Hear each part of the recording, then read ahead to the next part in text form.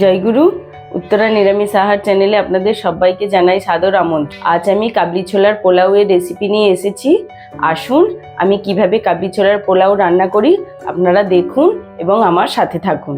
আমি 150 গ্রামের মতো কাবলি ছোলা নিয়েছি, কাল রাত্রিরেই ভিজিয়ে রেখেছিলাম।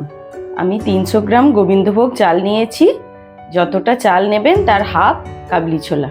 এখন ছোলাগুলো সেদ্ধ করে নিচ্ছি।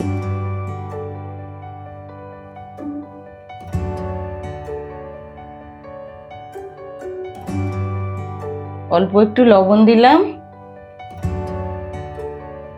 আর একটু হলুদ গুঁড়ো দিলাম।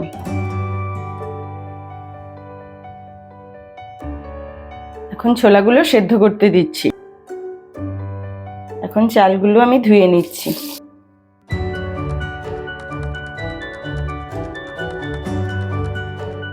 চাল ধোয়া হয়ে গেছে। আমি বেশ কিছুক্ষণ চালটা ভিজিয়ে রাখছি যাতে ভাতটা তাড়াতাড়ি রান্না হয়ে যায়। এখন আমি ভাতটা করে নেব। কড়াই গরম হয়ে গেছে, আমি একটু কড়াইতে ঘি দিয়ে দিচ্ছি। ফোড়নের জন্য ছোট এলাচ, লবঙ্গ, দারচিনি আর তেজপাতা দিচ্ছি। এবার একটু আদা কুচি দিয়ে দিচ্ছি।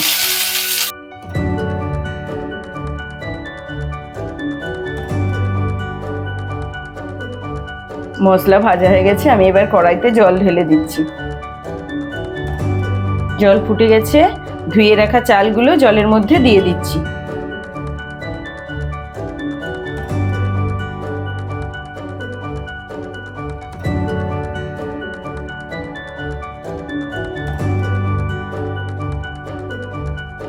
কাবলি ছোলাগুলো সেদ্ধ হয়ে গেছে, আমি এবার জল ঝাড়তে দিচ্ছি। ভাতের মধ্যে আমি স্বাদ মতো লবণ দিয়ে দিলাম।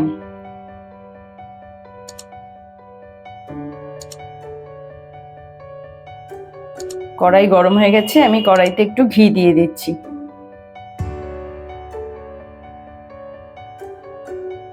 একটু গোটা জিরে দিচ্ছি।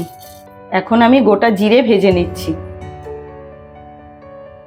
এরপর কাজু আর কিশমিশগুলো ভেজে নিচ্ছি।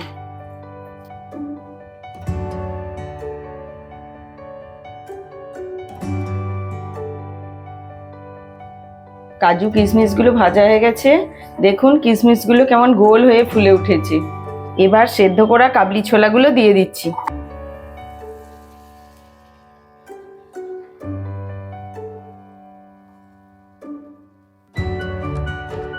ভেজে রাখা কাজু, কিশমিশ আর কাবলি ছোলা ভাতের মধ্যে দিয়ে দিলাম।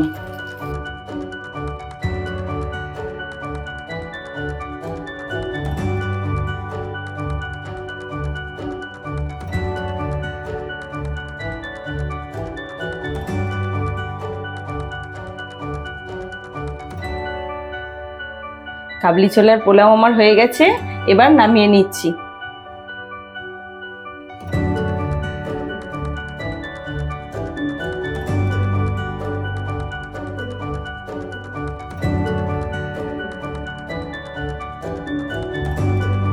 আমার কাবলি ছোলার পোলাও সম্পূর্ণ প্রস্তুত হয়ে গেছে।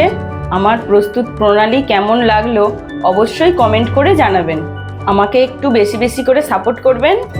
সুস্থ থাকবেন, আনন্দে থাকবেন। জয় গুরু।